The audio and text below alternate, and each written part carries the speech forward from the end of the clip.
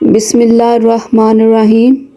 رسول اللہ صلی اللہ علیہ وآلہ وسلم نے فرمایا، جس نے کسی مسلمان کی پردہ پوشی کی، اللہ تعالیٰ قیامت کے دن اس کی پردہ پوشی کرے گا۔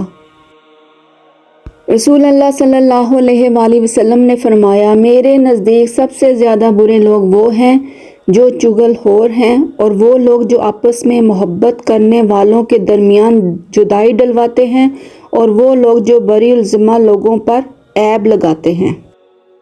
نیت کتنی بھی اچھی ہو، دنیا تمہیں تمہارے دکھاوے سے جانتی ہے، اور دکھاوا کتنا بھی اچھا ہو، اللہ تمہیں تمہاری نیت سے جانتا ہے۔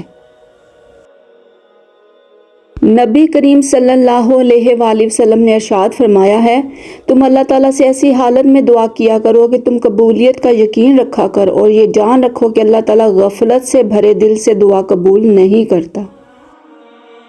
نبی کریم صلی اللہ علیہ وآلہ وسلم نے ارشاد فرمایا کہ اگر تم اللہ پر اس طرح بھروسہ کرو جس طرح اس پر بھروسہ کرنے کا حق ہے، تو تمہیں اس طرح رزق دیا جائے گا جس طرح کے پرندوں کو رزق دیا جاتا ہے، وہ صبح خالی پیٹ نکلتے ہیں اور شام کو پیٹ بھر کر واپس جاتے ہیں۔